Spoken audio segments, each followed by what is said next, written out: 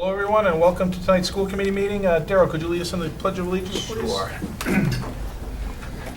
I pledge allegiance to the flag of the United States of America, and to the republic for which stands one nation, under God, indivisible, with liberty and justice for all. The consent agenda, the minutes from November 21st, 2019, and the oath to bills and payroll. Make a motion to accept the consent agenda as read. Motion made and seconded. Any discussion on the consent agenda? Hearing none. All those in favor? Aye. Opposed? None. All right, we have two sections in the meeting for input from interested citizens, one now and one at the end of the meeting. We have Mr. Maskinnis's civics class here. Rumor has it he's offering bonus points to anybody who'll come up to the podium and ask a question. Any takers? No? Well, the good news is you can do it at the end of the meeting too. The bad news is you'd have to stay to the end of the meeting. So it's up to you guys. All right, any other interested I citizens? think they want more bonus points. Yes, they're holding out. Exactly. All right, we'll go into recognition. Student representative report. Great.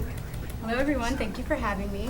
So at Shaker Lane, they would like to say thank you to the many families who donated to their Toys for Tots fundraiser. They filled over 5 large boxes with toys for children in and around our community. And over the next 2 weeks, they look forward to seeing families of kindergarten through 2nd grade students. And then at Russell Street, parent-teacher conferences started today as well. At the middle school, this weekend, the Alice in Wonderland production is starting at the high school. And this Saturday and Sunday, there will be shows, one at 2 and one at 7, and tomorrow there's a show at 7. And then at the high school, tomorrow the Holiday Bazaar is happening. So the LHS Art Club, Humanitarian Club, Yearbook Club, and Student Government will be there. And then next Thursday, Mr. LHS will be happening at 7 o'clock. And all tickets are $5 and everyone is welcome. Thank you. All right, thank you. Good job. I'd like to thank our DPW, our custodians and maintenance staff for shoveling a lot of snow out in the last 48 hours during that storm. Very heavy snow as well, but they kept the roads open and as clean as they possibly could, and they worked around the clock, so with much appreciation. We're ready to have school on Wednesday, which I'm sure everybody was excited for. I know the basketball coaches were literally losing their minds because they lost 2 days of practice and a very short preseason, getting ready for their first games this winter, but they made it work. All right, thank you. We'll go into presentations. Shaker Lane, about the sensory walk. So I know we had 2 days off, but I almost just walked up here and said good morning. It's funny how those short weeks catch you.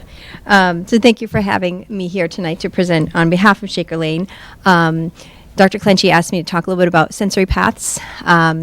So this picture that we have right here, this is just a sample of them. There are so many sensory paths out there.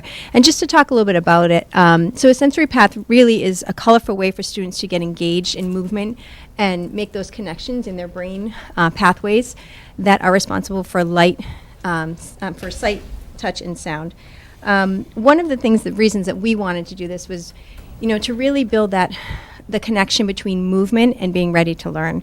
We spend a lot of time with students on whole body listening and being ready and giving students brain breaks and movement breaks. And, these have been popping up over the past few years. And, we got together a committee this fall and said, let's put together a sensory path. So a sensory path is really a series of movements that offers children the ability to move throughout a pathway where they're gaining that proprioceptive and vestibular input. So the picture that's up there right now, the one on the left is, it's a daisy hopscotch, and this is down in our kindergarten wing at the moment. Students are able to access this. I mean, some of them just like to do it when they come in the morning, but beyond just brain breaks in the classroom, teachers are able to send children out. Our OTs, our occupational therapists, are also utilizing this as part of a sensory diet with some of our students.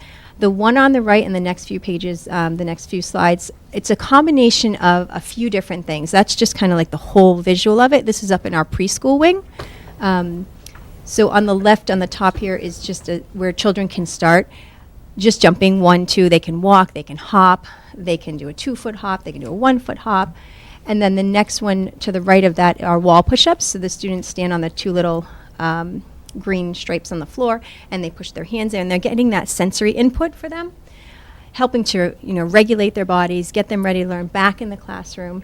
The one to the right is a kind of like a play on hopscotch. They hop in and out where the feet are, so they start in, then they hop out, they come back in and out. And the one on the bottom left is a little frog hop. We have a few others that we're going to put in. We're just trying out these right now. This should be a video. Hopefully this works, Steve.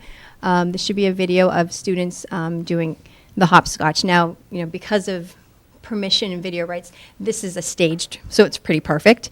But typically, if you see kids coming through here, they're with teachers, they're with other students, they're having a lot of fun, moving through this. These are a couple of our kindergarten students.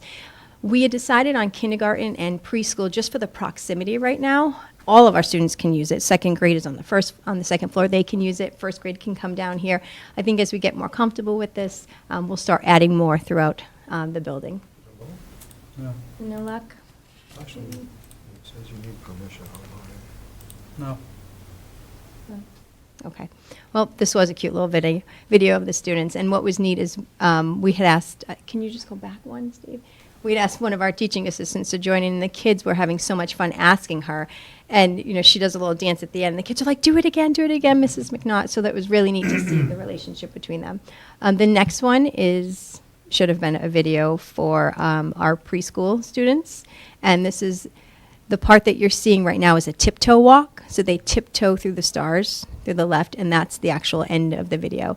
And if you would have seen it, you would have seen them walking through, hopping through. They did it a couple times. So this is more of a movement sensory path, but there are also, if you visited any of our preschool classrooms or even kindergarten classrooms, we have sandboxes, play stand. That's just like a tactile sensory tool for students. There are other ones like, sometimes I know in preschool, again, with the apples, during Apple Week, they cut apples, they smell apples, they taste the apples. It gets all of those sensory pieces going for the students so they can make those connections. Another reason that we put this in place was to allow students just to have one more way to access their bodies and connect with their bodies and their minds and movement and being ready to learn. Any questions? Questions or comments? No, it sounds kind of exciting, a little different than what we usually see. How's it been received by the students? Good. The preschool has really accessed the one upstairs, the occupational therapist as well.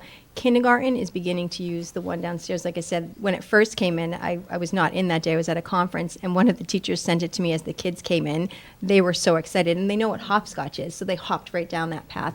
I think as we start to utilize it more and teach the teachers how to use it with the kids, it will become more, more accessible and more, not accessible, utilized more. Right now, a lot of teachers do some brain breaks in the classroom. They use Go Noodle or some other programs that are movement oriented. And this is just another tool for the toolbox.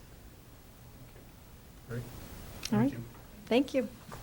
All right, next we're going to have a presentation on the Stripe program at Russell Street. I have props.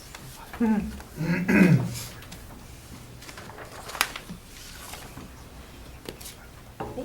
So I'm happy to have the opportunity to talk to you about the Stripes initiative that started in September of this year at Russell Street.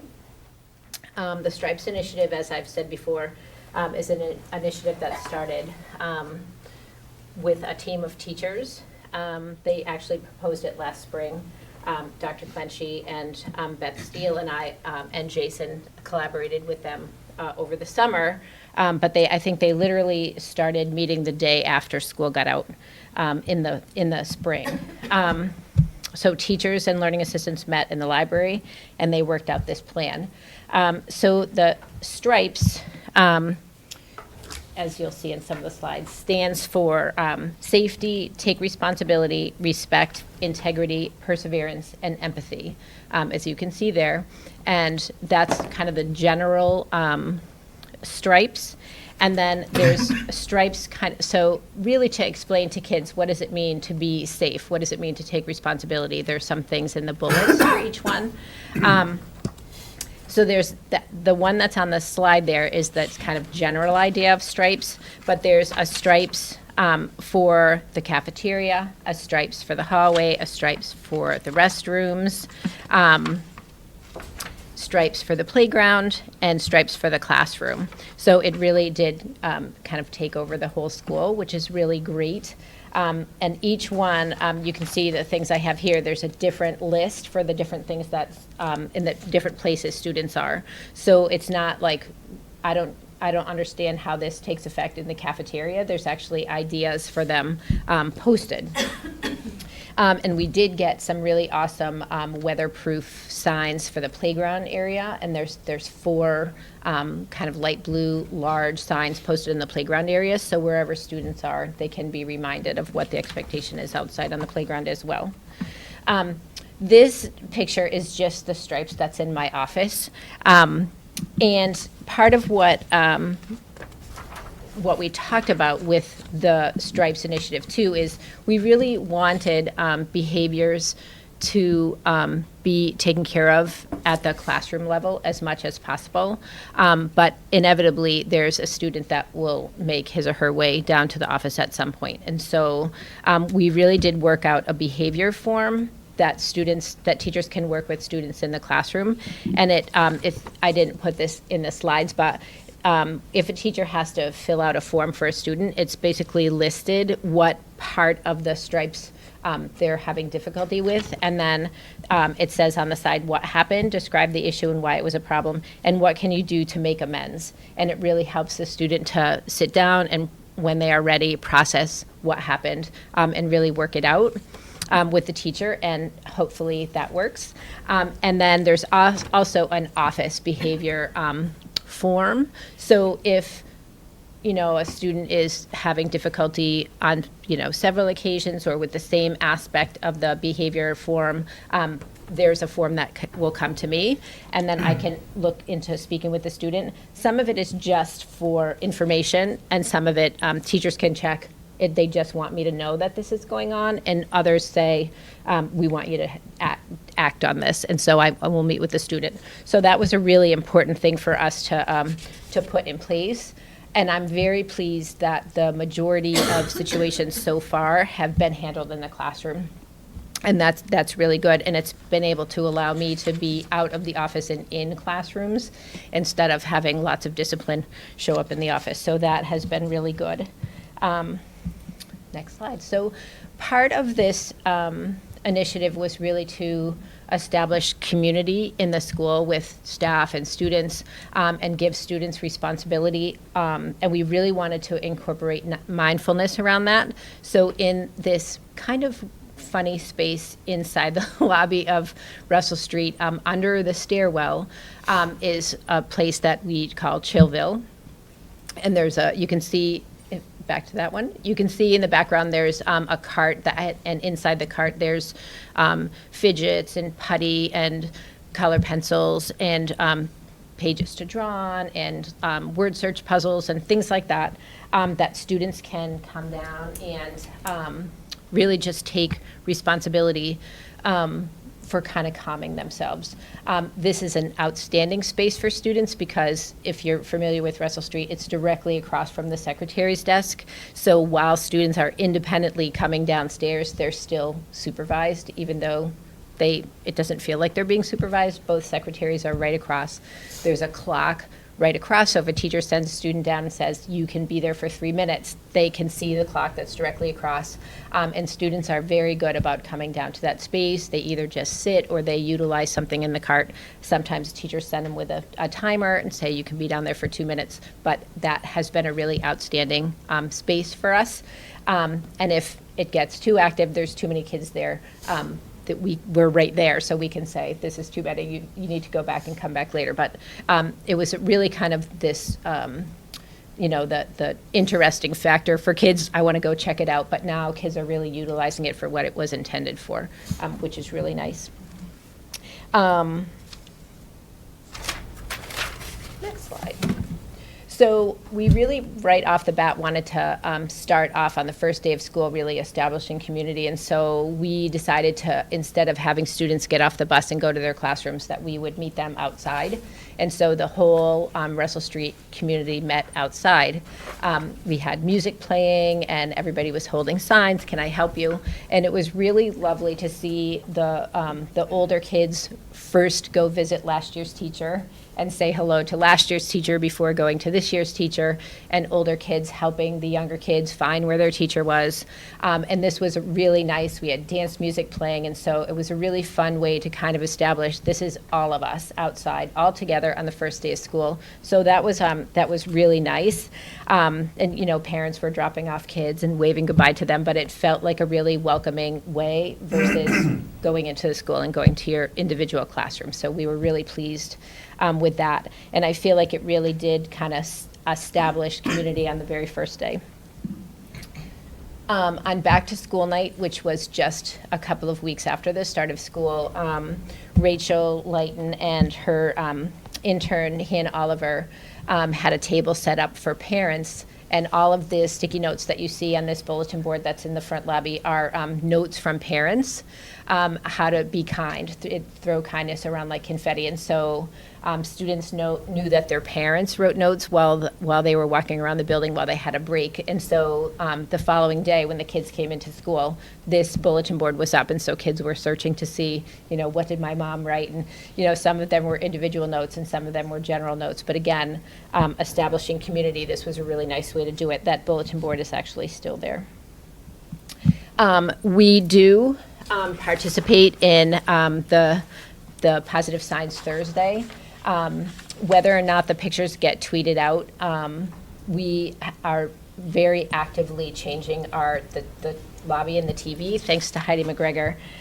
She is, any picture that we take in the building, we send to Heidi, and she incorporates it into that slideshow in the lobby. So, you know, if kids know that we took their picture, they're down there looking on their way out of lunch to see if their picture's up on the TV yet. And so, as all the schools do, Heidi, at Russell Street, Heidi's not there on Thursdays, but she leaves these for us. And we go around, and sometimes, you know, the classroom teachers use them. Sometimes we just take some pictures in the school, but we have been active with this initiative on Thursdays as well as part of our community. So about a week and a half into school, I think it was September 17th, this bulletin board, Stripes, appeared. And prior to that, you know, the kids saw all the signs were up, and this bulletin board just said Stripes is coming. And, you know, the teachers were a little bit stressed about not having it ready on the first day, but the anticipation was kind of cool. And so when the bulletin board went up, the idea is that the students, the teachers have this ticket. And one side of it is a stripe, the other side of it is a stripe, and the middle part is the little ticket that goes home. And so if somebody does, you know, somebody does something, their name goes on it, their class, the date, and then the teacher circles whether it's safety or responsibility, whatever it is, and you can write a note on the back. But one of the stripes with their name on it comes down to the bulletin board, and they attach it on one of the stripes under whatever category they got it for. And the unanticipated, very unexpected perk that happened with that is the teachers had one plan of how the stripes were going to be attached to the board, and it didn't work. So they that is kind of like a heavy plastic, the stripes, and so we have to put them on with double stick tape. And so when the kids come down, they ask at the front desk for a piece of double stick tape. So every student that comes down to ask for tape, one of the secretaries says, "What did you get that for?" And that was really interesting to listen to students tell their story. Every single student that comes down with the stripe gets to tell their story. And some, you know, a third grader will come down and say, "I got a stripe for empathy." And I'll say, "What did you do?" And they go, "I don't know." And I say, "Well, tell me what happened." And then you can process it with them. But that was a really kind of hidden gem that no one anticipated, but that's a really kind of fun part of the Stripes initiative. The other stripe goes into a jar in the classroom. So on our whole school meeting, which we'll talk about in a minute, so this is a whole school initiative, but it's also an in-class initiative, and so some of the teachers use the stripes inside the classroom for something different. They count up to see how many their class has gotten collectively and different things like that. And so it's a smaller scale in the classroom and then larger scale within the whole school. Next one. So another way that we have kind of created community in our school, PTA had a family game night this year, and it was the first time that they have done that. I wanted to look up the name of the company, and I'm forgetting it. The company dropped off the games 3 or 4 weeks prior to this night, and the teachers could borrow them, use them in their classrooms. Kids could play with them. And then on the night of the family night, it was a free event that PTA sponsored. Families could buy pizza if they chose, but there was no cost to come to the event. And it was kind of standing room only for a long while. And it was really fun. Lots of teachers came because they had played the games too, and so it was really fun for the students and teachers to have moms and dads and siblings sit together at the table, and they could teach them a game. The company did have games available for purchase, but that wasn't it. There was no intent on this being a fundraising event. If a family chose to buy a game, they could, but it wasn't a fundraiser at all. It was just a family night, and it was really very well attended, and it was a really nice night to have something free of charge for your family. So that was really great. They also have, so we also had, and before I get to this one, we also had a reading night from Empowering Families. And again, that was after the game night, but it was very well attended. Families came, and there was different activities set up in the school, and students could read to their siblings or read to the tiger mascot from the high school. There was guest readers, kids read to each other. We had the therapy dog there that night that kids could read to, and so that was a very well attended family night as well. This is a picture of our first school-wide meeting. We changed the format of school-wide meeting, and it really focuses on the Stripe initiative. And so each teacher, in the past, the school-wide meeting has been in the cafeteria, so the kids were sitting on the floor. It was kind of hard to set up, and it didn't function that great. And so we decided to have them in the gym. So 2 classes, all of 4th and all of 5th can fit in the bleacher area. 3rd grade sat on the floor. And the idea was for teachers each teacher called their class to stand, and each teacher complimented their class on something that they had done over the first 6 weeks of school. So, a teacher might say, I'm really proud of how well we all communicate with one another in our morning meeting. And then, the kids would clap, and then they selected randomly a stripe from their classroom jar. And so these are the students who just were randomly selected from the classroom jar that day. And it was very simple. They get a little award, just a paper award that says they were selected, and it's a pencil with paws on it. So the kids were pretty delighted with this. There is a video attached. I don't know if you can get the video. Maybe not. So this actually is a fun video, if we could play it, because I filmed it for the Channel 5 wake-up call. And so the kids are so quiet, just this little group, and then everybody kind of goes crazy in there. It didn't get selected. That's okay, but it was pretty fun. So I didn't know if the video would play or not. So after the first school-wide meeting, I don't know what the next slide is. You can go to the next one. So a student came to the office and said, if the teachers can recognize students, why can't we recognize the teachers? And I was like, that's pretty cool. So thanks to Andrea Romano, made this little addition, staff recognition stripes. And we made a new ticket. And this just says, teacher show stripes too. And students can just put their name on it, who the teacher is, who it's from, and they just write a comment. And I have to tell you that the very first student that gave this to the teacher, when the teacher came down with her stripe, her hand was shaking. She said, I don't know what to do to put this up. And we said, you need tape, tell us your story. And she was crying. She said, I thought I was losing my patience with this student. I thought I was losing my patience with him, and it gave me a stripe for how patient I was. And she just couldn't believe that this student, like, literally came out of class, got this ticket, and brought it to her because he was so pleased at how hard she had worked with him, and it brought her to tears. So this is really lovely. In our the staff recognition stripes might have to get larger because it's pretty full. So it was really nice that that came from students. One of our other activities that we did at the very end, just a couple weeks ago, as a whole school initiative, was our thankfulness turkey. So these, the feathers went home, and so you could make a feather with your family, or you can just make a feather at school. And so this was interactive. There was little props, hats, and different items on sticks, and kids could stand in front of that. It's hard to tell from this picture, but you could fit right in front of the body of the turkey and get your picture taken with all the feathers surrounding you. And so it was in the cafeteria. And so kids took a lot of pictures with that. We took a lot of pictures of the kids. So that was really fun. And last but not least, on November 27th, our mascot, Stripes, arrived. I lost track, literally, of Stripes on his way to Russell Street School, but I ordered him on October 3rd, and he arrived on November 27th.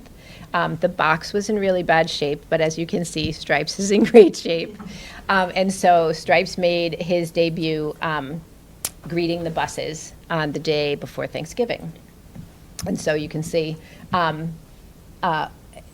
she'll be mad if I say her name, but when we realized we were getting a mascot, one of the teachers in the school, who's pretty quiet, sent me an email and said, "I've always wanted to do that." And I was thinking, yes, I don't have to do it. And so she came down early and got all dressed in there, and she was pretty animated and really loved it. And so that was really wonderful. So I don't know who will appear at our next school meeting, but so, you know, Stripes greeted the kids, and there was parents taking video on the way by, dropping the kids off in the morning, so that was really great.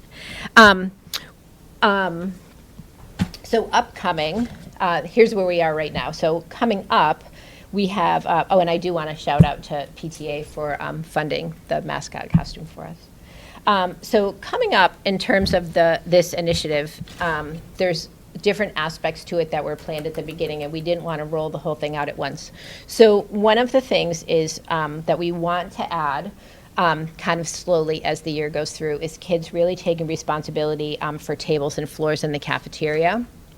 And so we did purchase, you know, dustpans and brooms and things to wipe the tables down. We have not put that out to kids yet, but that's something that we have in the works, and we'll see how it goes. And also, there's a restroom, like a monitoring sheet, so if kids go in and there's paper towels all over the floor, or something's missing, or something is not quite right, they can fill out a form and bring that down to the office. And that has not started yet either, but it's something that we have in the works. Our Empowering Families group is planning a math STEM family night in the spring. PTA is also sponsoring a family bingo night in the spring that, again, will not be a fundraiser. It'll be just funded by the PTA. And also, we're really excited. Heather Love and Jessica Schofel received a grant to have Charity Bell come to our school for a whole day in January to do a mindfulness day.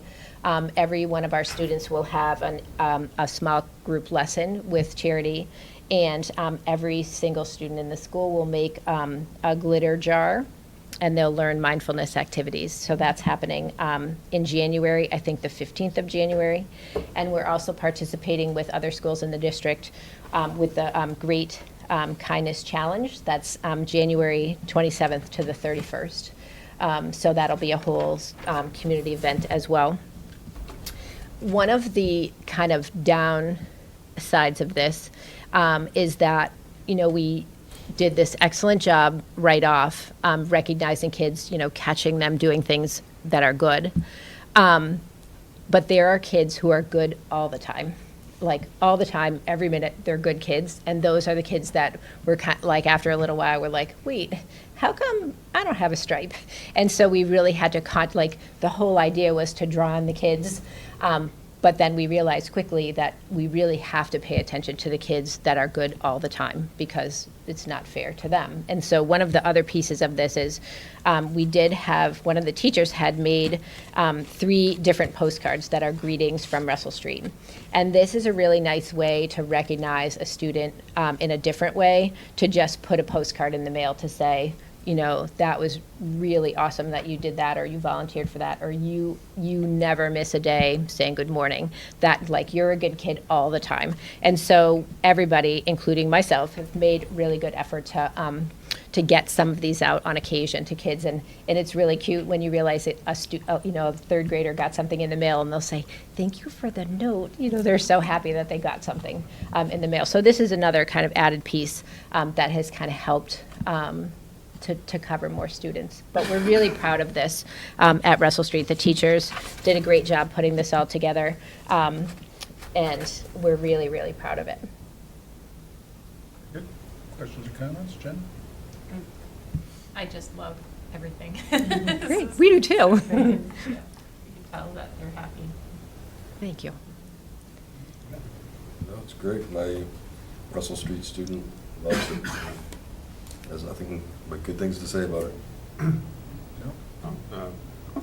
Interesting little program that you have running there. What was the impetus, you might have mentioned at the beginning, that started up the group that, what kicked it off before that they decided that they wanted to try this program? The teachers who put this together in the first place, I think the teachers were feeling like that sense of community was kind of going away, and they wanted to pull it back together. And you know, I would like to be able to take credit for all of this, but I can't. I really came in, I know, you know, in the spring when Kelly and Jason and I were talking, you know, we knew that this committee had been formed, and Kelly had met with them and Beth had met with them. And they really kind of started it on their own. We wanted them to, you know, have a couple of meetings and really decide which way they were going to go. And then, you know, once they kind of had all their ducks in a row, we said, you know, we're happy to come in and sit in on your meetings. And so I sat in on a few meetings this summer and, you know, started to be in on the project from the beginning when we kind of knew where it was going. But that really was the idea of, you know, we want to have a good community feeling in the building. And they did it. They really did it. Thank you, and thank the teachers that organized it. Yes, for sure. Thank you. So I have a question for the civics class. So you guys have seen some cool stuff at Russell Street and Shaker Lane. You still okay with graduating, or do you want to go back? What are you thinking? Yeah. Chillville High School. Yeah, we do. It looked like you could take a nap in there. Yeah. I could set you up. Yeah. All right, thank you, appreciate it. We have on the agenda the high school Washington DC trip. I know John Harrington's not here, but I think we can go ahead with this. This is not the first time we've heard about the Lemkin Summit, so. Many years we've been approving this trip, and it's the same trip, so there's really nothing different. But because it is an out-of-state trip, well, what's the new policy? Not out-of-state, but it's X number of miles or overnight, not out-of-state? Overnight. Yep. This does require school committee approval. Does anybody have any questions about this? Just one, and maybe you could just do it by updating the packet when it gets finalized, is like the cost summary of the trip and the other pieces there, just so that we. That's something that was missing, and it should have been in there, so yeah, we can do that. I'll make a motion to approve the Lemkin Summit Washington DC trip for 22-24 February 2020. Second. Motion made and seconded. Is there any further discussion on the motion? Hearing none. All those in favor? Aye. Opposed? None. All right. Any of you guys going? No? No Lincoln Summiteers in this crowd? Okay. All right, no problems. All right. We are on to new business. We have the FY21 proposed capital requests. Right, so the information is in the packet. This was, basically, this is the same list that we presented and discussed a couple of weeks ago, or the last school committee, or the one before, I don't remember. So just two comments on this. So the first comment would be, this is in a relatively prioritized list. The first two items were still under discussion with the town. to move those over into the operating budget, take them out of the capital list.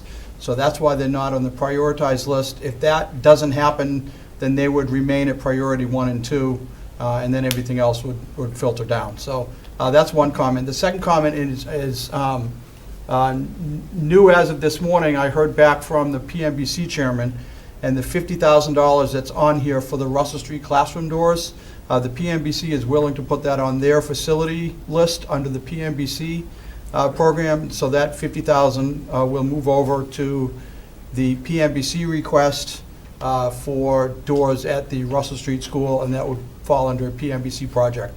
So I'll update this list as well to the town, because the town asked for a prioritized list as well, and I'll make that change, and then also give this updated list to the PMBC so they can discuss it at their next meeting, and those are the two changes we have. But other than that, it's the same basic list that we had discussed before, same projects. Be glad to answer questions regarding any of these projects.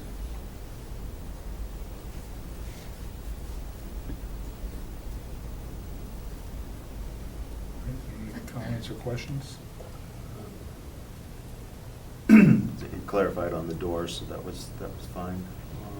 Yeah, and one of that is because, as mentioned before, there was, last year under the PMBC, there's $20,000 that we had requested to repaint the Russell Street doors, but upon further investigation, it's not worth spending the money on repainting the doors. It's really better off to replace them.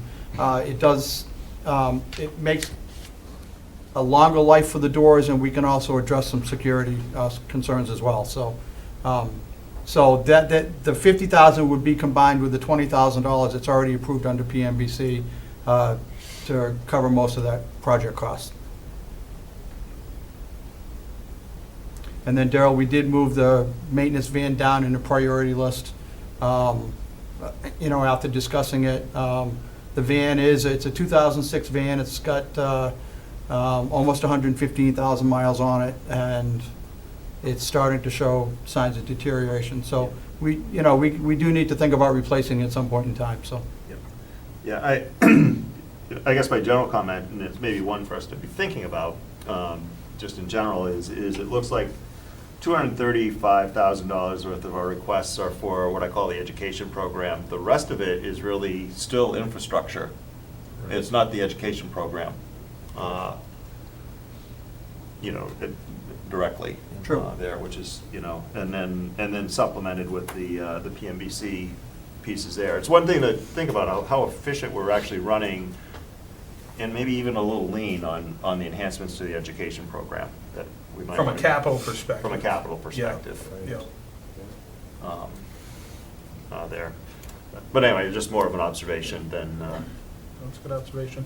I mean, I think it's something that, now that we're actively contemplating moving the technology in the curriculum, textbooks, professional development back into the operating budget, because at one point, all that stuff was in the operating budget, and we made a decision as a town, and it wasn't strictly on the school side. On the municipal side, they moved some things that would clearly meet, by most people's interpretation, most accountants' interpretations, would not meet the definition of capital. Correct. Or being moved back to. But I think that it does, as a committee, we need to think about, we moved this stuff into the capital budget for a reason. It was a good reason at the time. If we're gonna move it out, we shouldn't abandon the idea that there are legitimate capital requirements on what you're phrasing as, the education mission, and we shouldn't lose track of that. I think reflexively, year by year, our emphasis was on these things, and because it was in the capital budget, and maybe we weren't as explicit about some of the other stuff, or maybe it just wasn't the need. I think that's probably more likely, but we just need to keep our eye on that. The other part, though, is I caution as we put it back into the operating budget the pressures on the operating budget, we can't starve the education program investments, which is, by having it fenced this way, it's a clearly identified piece there. But as it moves into the operating budget, it becomes easy and tempting to just squeeze that number because you need something else in the budget. We might want to be thinking about, I don't like to go to this whole policy-based budgeting pieces there, but we might want to set up some guidelines that say we're going to set aside 10% of the budget, operating budget, or whatever percentages might work out to be on a, kind of as a specific planning number for that, so that we don't squeeze that number. It's a good idea. There. I don't know what percentages is and whether it should exist as a percentage or a dollar, but I think it's something we ought to consciously think about as if this does go through for next year's budget build.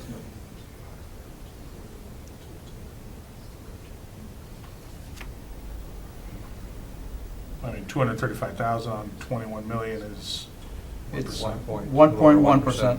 Right. You know, but then maybe that makes us think about maybe That we 1 to want 2%, you know, some range. specifically set aside, like target 1.5%, Right. so that we don't starve this, because, textbook replacement, that's what got starved when it was in the budget before. Absolutely. You're right. Because that was the easiest thing, let's just get another year out of the textbooks, 10 years in a row, and then all of a sudden you're Behind the game. way behind. So, just, that, my input on the capital. Okay. All right, I think we're good on that. This is just a submission, we don't need to vote this yet. Correct. It's part of the process. Correct, and we haven't heard back from the town with a number at what level they're willing to support that capital request. Typically, we submit a list that's much higher than the town can support, and that's why it's prioritized. And we haven't had any indication back yet from the town about what that level is yet, so. So, I guess I have one more recommendation then. So that it's not evaluated in a vacuum by the town when they receive it, we ought to have, maybe it's hidden by the column that's not present there, a couple of sentences about the justification for that, so that as they're looking at it going, what do they need air conditioning for? Why isn't that at the bottom of the list? We ought to maybe preempt some of that discussion with just a short little piece there, so that we don't have to try to then re-justify it back. Correct, so there are some forms that I need to list these projects on with that justification, and then submit that to the town. Okay. Yeah. And so, Let me just follow Yeah, up okay. though, but if we're gonna submit the spreadsheet that looks like this, I think that column needs to be in there. well, I because- think that's because Steve's gonna point. walk away. This is not gonna get submitted in this format. This is for our Okay, perusal. Right. They- okay. The Right, form that I- he's alluding to is, because we have some new staff in there, they're taking another look at the way they're doing Okay. things. And I think their idea of documentation is more explicit than it has been in the Okay. past. But having said that, what I would like is for you to complete that and give it to the budget subcommittee. Sure. Because you guys saw the email I sent yesterday. I sent a memo to the Board of Selectmen and the FinCom with our initial operational budget increase request. I would like to keep that going that way, that the capital list comes from the school committee to the FinCom and the Board of Selectmen. And in the memo that I write for that, I will say that when you're ready to determine priorities, let us know, we want a seat at the table. Whether it's a meeting between administrative staff or a meeting between chairs or some combination thereof. Because you raise a good point, or a point you're raising made me think, the problem is that they will come up with a number and then they kind of draw the line and go, this is what you're getting. Well, I don't want that to be de facto done and we didn't get a chance to say, well, wait a minute. Like, if you think that's a number, we might want to rejigger this, because if you're saying that we can only have 2/3 of that, well, based on that number, we might actually tweak the list a little bit. And that's our prerogative, so I just want to, from a procedure perspective, we should be pushing on that and not leave it to these guys, because it is our budget. Yep. So let's Yep. do it like that. Yep, and I'll have that done. We have a budget subcommittee next Thursday. I'll have it done Okay. for that meeting. All right, good. And that's good for them, like if they get it next Friday? They get it when they get it. Well, okay, then, that's fine too. Okay, all right, that's good. All right, we good on that? Yep. All right. All right, the second piece is financial update. Again, there's information in your packet. It's not significantly different from the last meeting. Again, I'll remind everybody that based on Mr. Baker's question last time, the facilities and maintenance looks higher because we've encumbered expenses through purchase order process going out through the end of the year for some of our contractors, and that's why some of that maintenance number looks higher percentage-wise than the rest of the budget. But we're still on track. We're still not concerned about anything at this point in time, so. All right, any questions on that? All right. All right, thank you. You guys made it to the second point in the meeting for input from interested citizens. This is it. Most people don't last. Make or as long, break. by the way. Anything. Noah's trying to twist Parker's literal arm, figurative arm to get it. No? We good? You gotta come up to the podium. You good? Why not? All right. Okay. This is exciting for us too. I can put the budget slide back up if you want to ask a budget question. It is a budget question. All right, so Parker, just before you get started, you need to just tell us who you are, what street you live on, and the microphone does not amplify your voice, it's just there for the feed to the television. Okay. I am Parker Landforce. I go to the high school. Street you live on? 22 Adams Street. Thank you. The high school gets really hot in September and then like May and June. And AC is a big topic. And yeah, that's, I mean, we were wondering like how that would be like a future like budget topic or something like that. So this type of question, which is a very good question, definitely something that is appropriate to raise in front of the school committee. But having said that, we have our admin team that participates in all our school committee meetings. They're the ones that are involved in the building systems day to day. So Steve, what do we think about, what's the potential for mitigating heat at the high school? The entire building, the chances are fairly remote. The system's not really designed for that. I mean, there are certain areas at the high school that are air conditioned, the library, some other areas. So those areas are always available. There are certain classrooms that I believe that are also air conditioned. Yeah. But to add air conditioning to that school would be a major, major expense. And the building's not really designed for an air conditioning system, so. It's an issue in New England when we do schools and public buildings. There's always a debate, like, should we do it? Because it's expensive. Now, it's definitely more expensive to retrofit a building. So your best opportunity is when you're building the building or you're doing a major rehab, you might have a shot at getting it in there.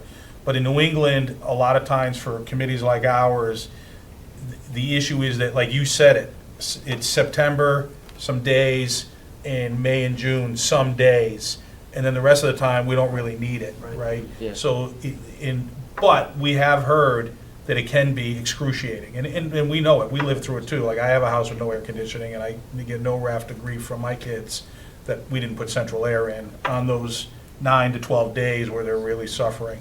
But that's the issue, is like, it's a good idea, and it would be beneficial, but for the cost, maybe not as much benefit as we would get by using that money for other purposes. Now, if there's areas of the building that we think are really insufferable, we can put smaller systems in, or strategize about moving staff and students to other parts of the building for those days where we really just can't manage. Correct. So just as an example, we just put some air conditioning units in the cafeteria at the Shaker Lane School. That was almost $30,000 just for one space. So it's pretty expensive. Now, we did get the windows at the high school fixed, so most of them will open now, which we had a problem with. Some of them, a lot of the windows wouldn't open. Those are all fixed now, so hopefully being able to open the windows and get some cross breeze or some air in at least will help. But, sorry. Well, our intent moving forward, when you look at our capital plan, you'll notice the middle school is slotted for air conditioning in the cafeteria. Yeah. So if we're successful with this capital plan, you very well may see next budget year the high school cafeteria. So large enough space so you can get 150 students in, Yeah. and it would certainly help during hot days. So Yeah. stay tuned. Is it cooler on the bottom floor, in the science wing? Is it cooler down there in the summer than the top floor? I mean, Not really? they're both the same. Okay. It's just the sun's kind of hitting down. It's like a greenhouse. Yeah, I mean, we fixed all the shades in the windows so they can pull the shades and keep the sun out. We're trying those kind of passive ideas, so, Huh. yeah, good question. Sorry, I can't do much right now. Thank you. All right, thank you, Parker. Any other interested citizens? All right, thank you. All right, we're into our subcommittee reports, PMBC.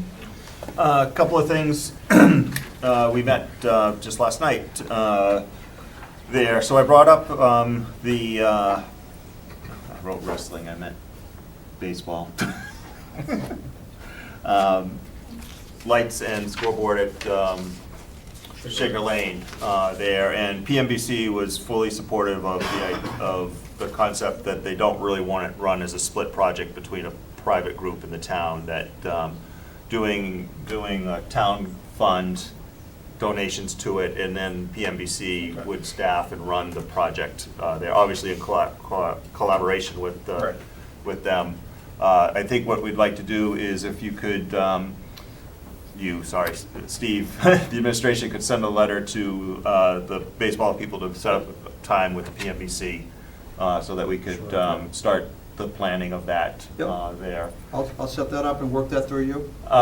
Or Steve. Or Steve? Yeah. Okay. For it, so that they can come and then we can start figuring out the logistics and timelines on that, as well as, I think we then really need to start nailing down the funding aspects of that. Okay, let's set that up. There. Let's see. There was discussion about the doors and the hardware associated with those. Yep. I saw you responded to Steve's Yep. email there. After reading your email there, I'd suggest that not only you, Steve, and Rich meet, but you probably invite the fire chief too, because he's a stakeholder in any hardware choices. Rich says that there's major code changes coming relative to his state work Oh, okay. there, and different solutions coming out. He wants to talk to you about those, but fire chief obviously has a big say into whether any of those solutions are acceptable or not. Correct, So correct, make sure correct. he gets invited to Yep. that meeting Yep. on that. Yep. And then I also brought up that the school committee and administration is fine with the idea of releasing the UNIVAC money back to the town. PMBC was supportive of that there. I asked the PMBC chair to coordinate with either the administration or you so that we could basically release it as part of a plan, that we would respectfully request that money be applied rather than just releasing the money there. Like, and I told him during the piece there that my impetus behind that is showing, also showing some budget sensitivity from the school committee on pending shortages in capital and efficient usage of it there. And they were supportive of that. So again, probably between you and Steve, and I think it's consistent with the way that you're trying to do these other budget things there, that it comes from the chair, Yep. from the school committee. Yep, that's fine. For it. That was all from PMBC. Okay. Eventful meetings. Which you're welcome to attend those too, if you really want to get the full breadth of town operation. There's dry and then there's PMBC dry. There you go, Daryl. You ready to get into policy next? Budget Subcommittee, really the only update is that we did send that memo to the FinCom and the Board of Selectmen, just basically presenting the information that we presented at our last meeting regarding the initial budget increase for FY '21. No response yet, but they've had it for less than 24 hours. That's really it for Budget Subcommittee at the moment. So what's up with the Policy Subcommittee? I'll touch on that. Sure. So Erica, Kelly, and I met on Monday to sort of just kick off some pieces on the on policy there. We revised, probably finished, I think, the revisions. I didn't get a chance to look at them for introduction of therapy animals into the school. I think we're pretty happy with that there. I think we should be able to present that for first reading at the next meeting. Should be good. There, so that's progressed nicely. We were started talking about the MOU with the different organizations. I thought about it over the weekend and proposed to our policy meeting here that we first concurrently update our policy relative to parent organizations, parent booster organizations there, and include in that basically, I called it a sort of transparency and fundraising piece there that will have each of the groups, provide to the school committee, their finances based on part of the Form 990 EZ. There's a schedule there that lists the events, which looks like a pretty good model there.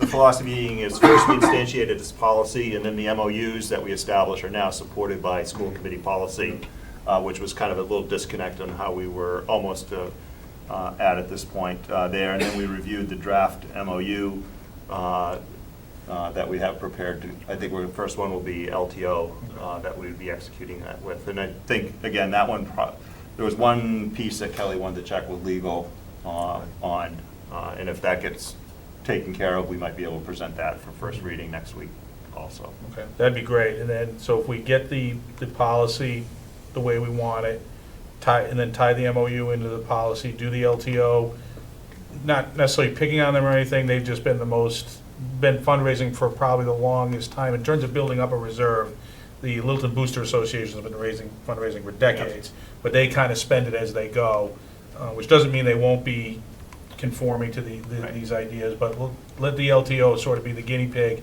But then assuming that we get it the way we want it, we should knock down the other ones one right after the other until we get all caught up. Yeah, so the way, I'll just explain a little bit more. The way we've set it up is for any capital-ish type, greater than $5,000 activity, we just request establishing a gift fund for it and annual donations into that there. The MOU would then support sort of that the school will support them by making our facilities available. The kind of the cost that goes with that is the reporting that you need to do. Right.